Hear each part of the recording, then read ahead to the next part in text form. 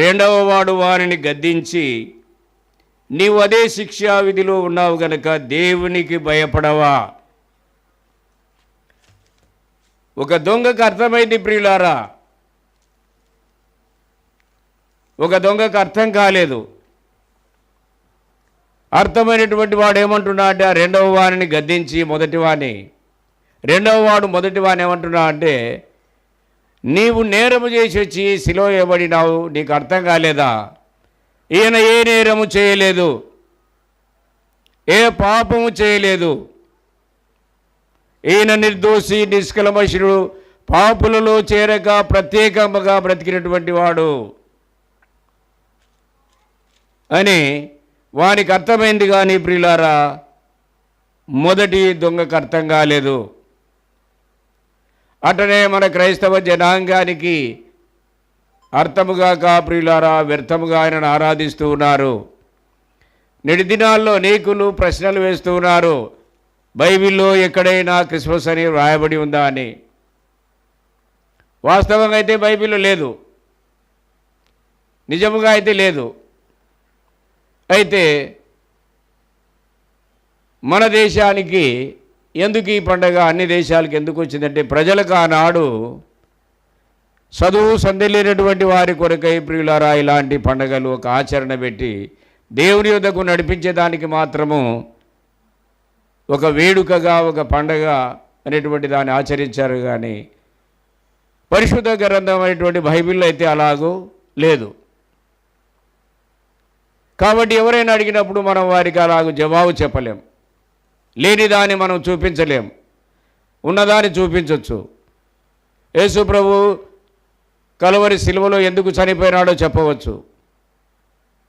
ఎక్కడ కూడా ఆయన మీరు పండగలు చేయండి, గుళ్ళు కొట్టించుకోనండి,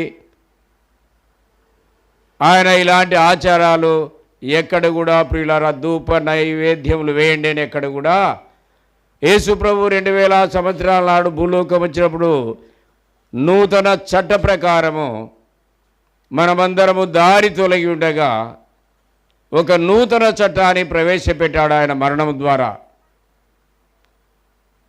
ఎందుకంటే మనుషులందరూ పూర్వకాలం అర్పించినట్లు బలులు అర్పించి మాటికి వారు పాపం చేయడం ద్వారా అవి ఎన్నడూ తీరక అట్లే ఉన్నాయి. కాబట్టి దేవుడు ఆ బలుల ద్వారా ఇసికిపోయి ఏకైక బలిగా తన కుమారుని లోకానికి పంపించాడు. బలులు సమాప్తమని చెప్పి తాను ప్రేమించినటువంటి తన ప్రియ కుమారుని మనందరి కోసమై ఆయన శరీరమందు పాపమునకు శిక్ష విధించాడు.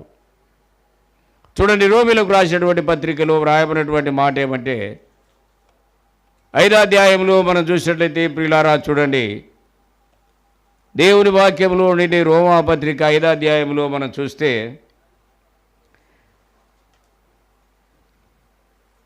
ఏలయనగా 6వ వచనం, ఏలయనగా మనం ఇంకను బలహీనులైండగా క్రీస్తు యుక్తకాలమున భక్తిహీనుల కొరకు చనిపోయెను. అలాగే 10వ వచనం చూడండి, ఏలయనగా శత్రులైండగా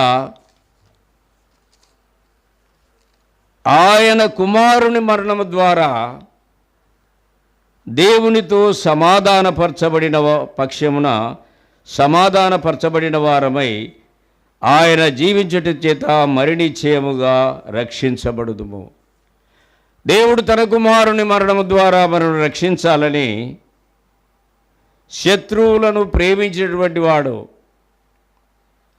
ఆ కలువరి సిలువలో ప్రియులారా ఆయన ఆ మేకుల మధ్య వ్రేలాడు ఏమన్నాడంటే, తండ్రి వీరు ఏమి చేయుచున్నారో వీరు తెలియదు, వీరికి ఉమ్మి వేసేవాళ్ళు, కొట్టేవాళ్ళు, తల వెంట్రుకలు వెరికేవాళ్ళు యెరూషలేము వీధులమ్మడి వీడ్చుకొనుచు ఆయనను ఎంతో అవమానపరిచారు. ప్రియులారా, బైబిలు చదివినటువంటి క్రైస్తవ జనాంగము సినిమాలు అయితే 2 గంటలన్నర కూర్చొని చూస్తారు. కానీ బైబిల్లో ఏముందో ఒక 10 నిమిషాలు చదివేటువంటి తీరిక లేదు. టీవీల ముందర గంటల తరబడి కూర్చుంటాం, సెల్ ఫోన్ చూర్చొని గంటల తరబడి మన టయానంతా సర్వనాశనం చేసుకుంటాం. కానీ దేవుని వాక్యం